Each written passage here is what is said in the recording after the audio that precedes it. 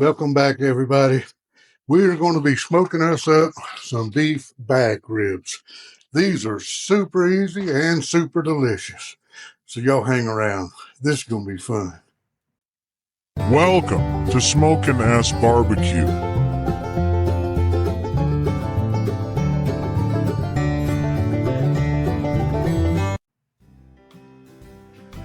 Alrighty, we have got our beef ribs out of the pack and rinsed off. So it's gonna pat off any excess water left on here. Now, normally, beef ribs have a membrane on the back, just like pork spare ribs do, but it's a thicker and tougher membrane. The butcher took these off, which is very seldom the case. I actually prefer to leave the membrane on because it helps hold the ribs together once they get really tender and all, because there's not much meat on the top or bottom holding them together. So, but they'll work either way. So if you prefer to take the membrane off, you can go ahead and take it off. Some people just kind of score it with a knife like this across there, or you can just leave the membrane on, whichever you prefer to do. The membrane's rather tough, so it's a little more difficult sometimes to get off than pork spare ribs are. And then on the top, there's not really a lot of trimming to do on these things at all. If there's any like real loose pieces hanging off that might overcook or get burnt, something like that, you can trim those, but I don't really see anything on here that we need to be concerned about. Now, I didn't mix up a rub for these. I just didn't want to take time. Just don't see that there's any need to take time to mix it up on something like this. And the rub I'm going to use is very simple. I'm just going to use an SPG, salt, pepper, and garlic. I use kosher salt. I use table grind black pepper. That's very close to what you'll see a lot of the 16 mesh black pepper. It's kind of a medium grind, works really well. And then I use granulated garlic, not garlic powder.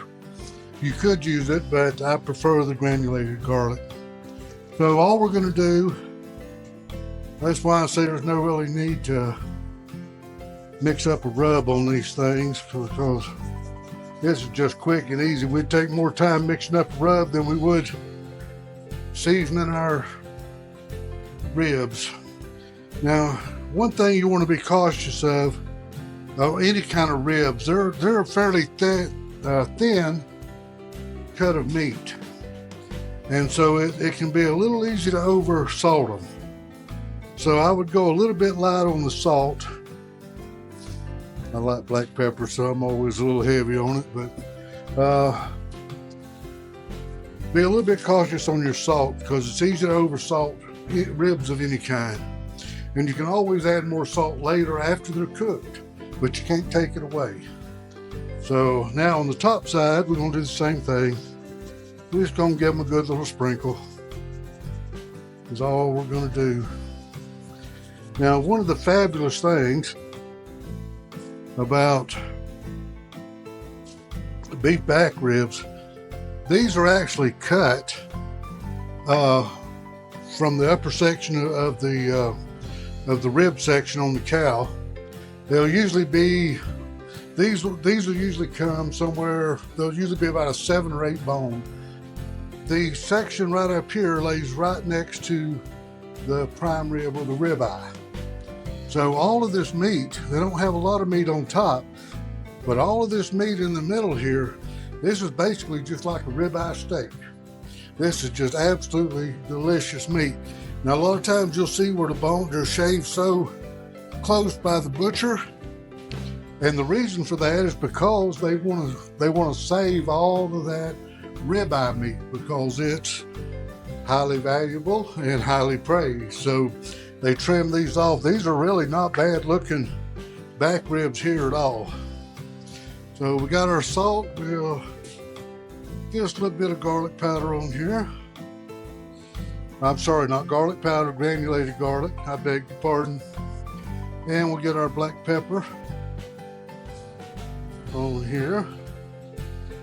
And remember, you always want to add your rub in. Now, I don't usually use a binder unless I absolutely have to. And if I do use a binder, I'll usually just use something like olive oil. I don't care for thick binders like mustard and those type of things. I think they hold your seasoning on top of the meat and don't let go of it so it can penetrate into the meat. So I just, it's not so much about the taste of them. I just don't think they work well. But if you want to do that, you're perfectly welcome to.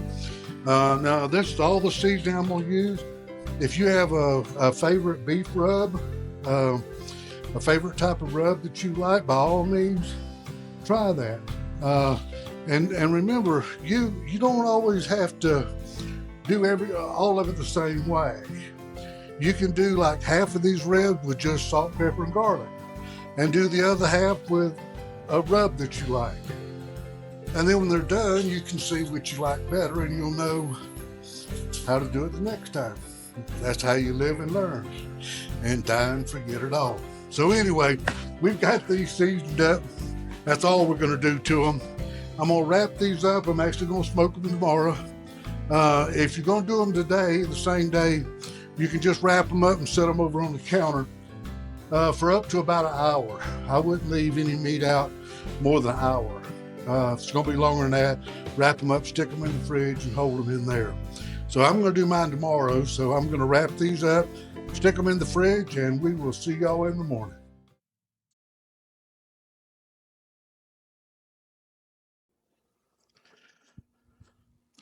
Okay, we are out at the pergola and we are ready to get this show on the road. We've got our ribs out here. We've got our smoker preheated to 275 degrees, and that's where we're going to keep it this entire cook. I'm going to be running pecan wood for our smoke today. I really like the way it pairs up with beef real well. So before I get started, there's one thing I'd like to do. I want to send out a big happy birthday wish to my daughter Tammy. And I'll tell you, it's no small wonder that her birthday and the happiest day of my life just happened to fall on the same day. So anyway, happy birthday, my angel. I love you. All right, let's get this show on the road here and get our ribs in the smoker. I went ahead and put our remote thermometer in so we can monitor the temperature up at the house just to keep an eye on things. We're probably not even going to worry about checking back on them probably for an hour and a half, maybe 2 hours, just to see how they're doing and make sure everything's going okay. So I'm going to get our wood chips in, get our smoke rolling, and get things underway. And there we go. We are smoking ribs. All right, I will see y'all back out here in a little while. It has been about an hour and a half now since we put our ribs in. And we're looking at our internal temperature right now. It's around 160 or so. So we want to check and see how our color's looking. I think we're about ready to wrap these up. Oh yeah. Oh, look at that. Those are looking really, really, really, really pretty. I definitely want to get them wrapped up. I don't want them to get any drier on top. They look absolutely just beautiful. So I'm going to get these out and get them over on the table, and we'll get them wrapped up. Okay, we've got our ribs out here, and we've laid down double foil. And as you'll notice, we got the dull side facing out, so it doesn't reflect as much heat on us. Now all I'm going to do with these is I've got some melted lard here, and I'm just going to mop down the top of these really good. Now at this point you could put any kind of sauce you want to on here, anything from Worcestershire to any kind of barbecue sauce you like. It's really up to your personal taste on that. I like to leave mine unsauced, and then that way, after when we get ready to serve them, everybody can have their own choice, whether they want them just plain, like my wife prefers, or they can put a sweet sauce on, a vinegar-based sauce, whatever they like, and that way you have more options when you're getting ready to serve them. So that is about all we're going to do to these. We're not going to need to put any liquid in. We've got plenty of moisture here with the lard and the fat that's going to render out.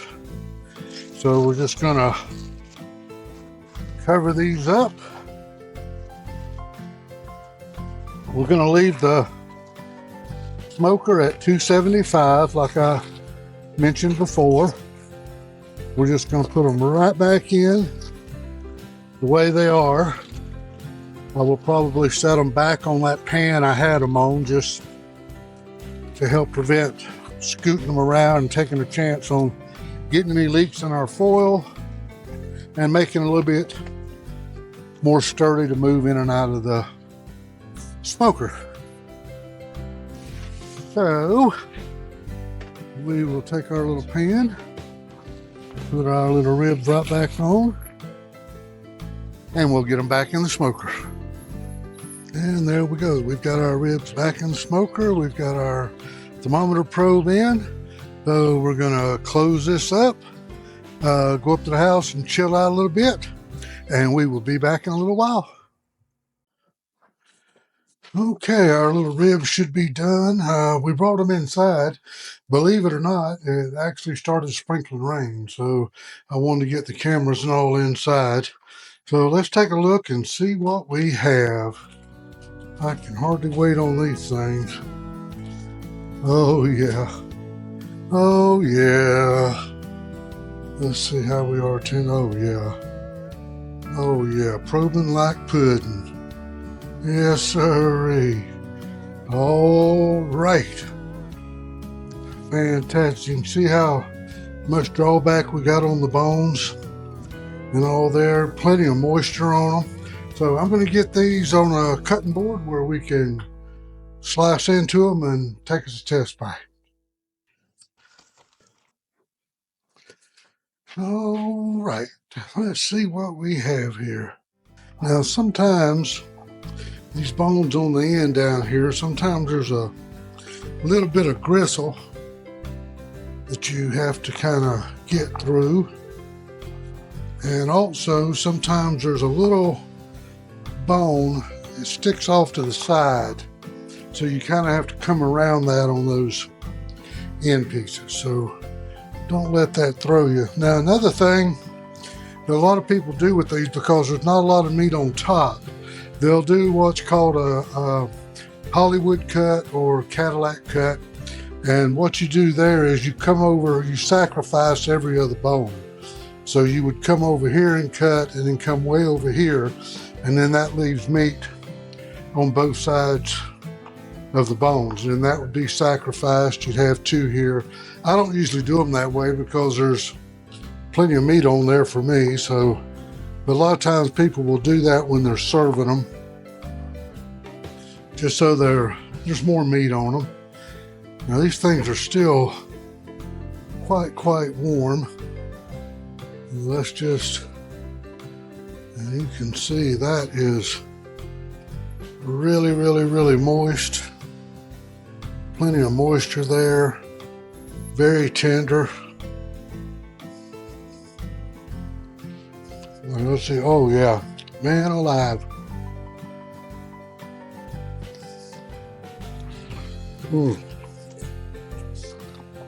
I got some gristle with that one.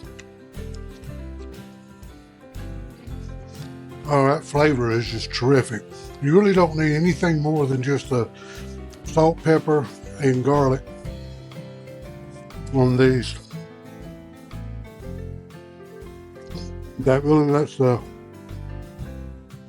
beef flavor shine through. So I'm going to get these on a plate, fix up a plate, and we'll be back in just a minute. And there you have it. Beef back ribs and all the trimmings. This whole cook took about 5 hours. So y'all get you some ribs and give these a try. I guarantee you'll like them. Thanks for stopping by. See y'all soon.